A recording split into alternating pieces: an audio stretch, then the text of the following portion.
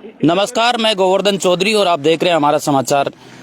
आदर्श ग्राम पंचायत कालक में आज व्यापक स्तर पर वृक्षारोपण कार्यक्रम है। ब्लॉक के सभी अधिकारी यहाँ मौजूद हैं, यहाँ के जो जनप्रतिनिधि है तमाम वो मौजूद है, एसडीएम मैम है वो मौजूद है। मैं आपको रूबरू करवाना चाहूँगा कि पर्यावरण संरक्षण के लिए आज वृक्षारोपण, आज हरियाली अमावस्या भी है और इस उपलक्ष्य पर वृक्षारोपण करना कितना ज़रूरी है।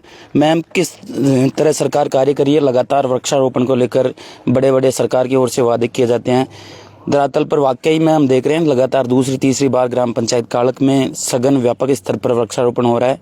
क्या कुछ कहना चाहेंगे? आज हरियाली अमावस्या भी है। सभी को बहुत बहुत नमस्कार। हरियाली अमावस्या की बहुत बहुत शुभकामनाएं। और इस पर्व पे हम अपने उज्जवल भविष्य के लिए और आगे के भविष्य के लिए पर्यावरण को सुरक्षित रखते हुए हम बहुत ज़्यादा से ज़्यादा पौधारोपण करें और अपने आगे आने वाली जनरेशन के लिए एक सस्टेनेबल एनवायरनमेंट क्रिएट करें। धन्यवाद। यहाँ पर जनप्रतिनिधि भी मौजूद है, पेमाराम जी सेपट साहब मौजूद है। लगातार जो सामाजिक सरोकार के कार्य हैं उनको लेकर हमेशा अग्रणी भूमिका में रहते हैं इस क्षेत्र में। मैं उनसे भी आपको रूबरू कराना चाहूँगा। पेमाराम जी, हरियाली अमावस्या है, क्षेत्र के किसानों को, क्योंकि किसान नेता के रूप में आपकी छवि है, आज आपकी ग्राम पंचायत में वृक्षारोपण कार्यक्रम में क्या संदेश देना चाहेंगे? हरियाली अमावस्या है। मुझे खुशी है कि आज हरियाली अमावस्या पे हम सब गाँववासी मिलकर, यहाँ कालक के शमशान है, 2 बीघा जमीन है ये आवंटित, इसमें 1100 पेड़ लगवाए हैं आज की तारीख। और इनको सब की सुरक्षा, इनके पानी की व्यवस्था हमने पहले की है, 4 दीवारी की व्यवस्था पहले की है, इससे कि पेड़ लगातार हरे रहे, मजबूत रहे और यहाँ के गांव वालों को एक अच्छी छाया पानी मिले। साथ ही में हमारे बीच में पधारे हुए उपखंड अधिकारी जी, राठी जी, तहसीलदार जी, हमारे प्रिंसिपल मैडम, अन्य सभी अधिकारी, सरपंच साहिबा, यहाँ सभी लोग जन उपस्थित हैं, तो मैं इन सब का आभार प्रकट करता हूँ कि आपने अपना अमूल्य समय दिया इस कार्यक्रम में। ये एक हरियाली, क्योंकि ये पर्यावरण की दृष्टि से एक महत्वपूर्ण प्रोग्राम है, क्योंकि बगैर पेड़ों बगैर बारिश नहीं होती, हमें ऑक्सीजन नहीं मिलती, हमें ईंधन इनसे मिलता है।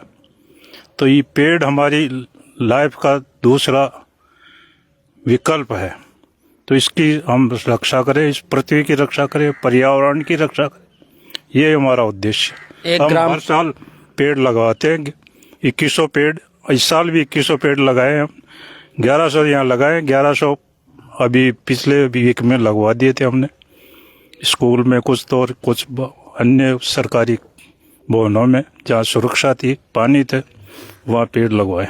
पेमाराम जी, ये तो वृक्षारोपण की बात हो गई। लगातार आप पर्यावरण संरक्षण को लेकर हर वर्ष प्रोग्राम आयोजित करते हैं। वेटनरी विश्वविद्यालय के लिए हाल ही में जमीन आवंटित हुई है, बड़ा आपका संघर्ष रहा।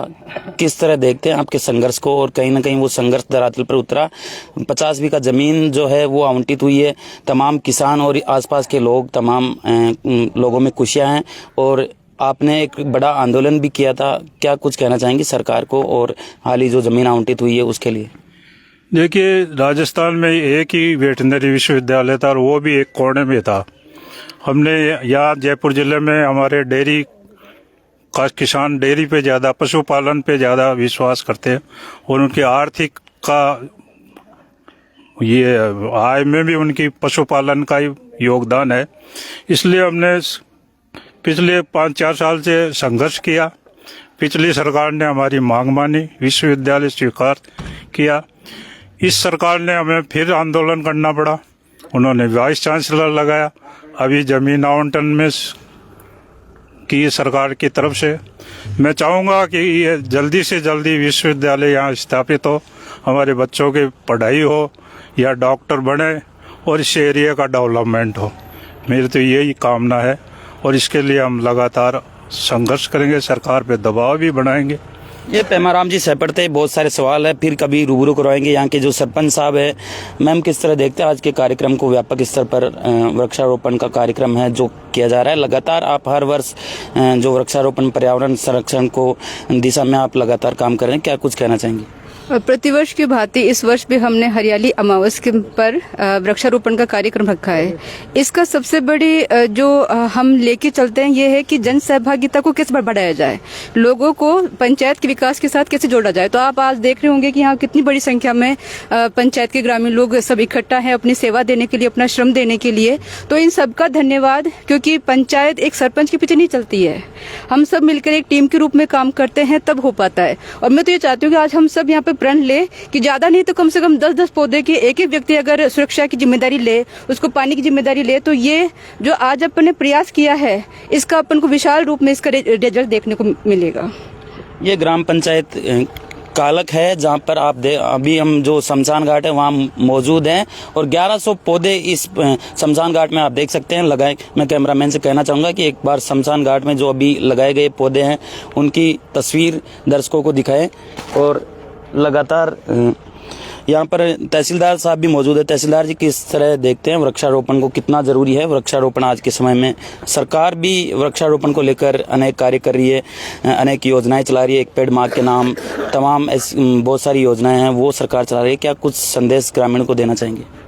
हरियाली अमावस्या के दिन में ग्राम पंचायत कालक के द्वारा जो ये वृक्षारोपण का प्रोग्राम रखा गया है, पर्यावरण सजगता और इसके विकास के लिए, जनचेतना के लिए, ये एक बहुत बड़ा व्यापक रूप से बड़ा सोच है।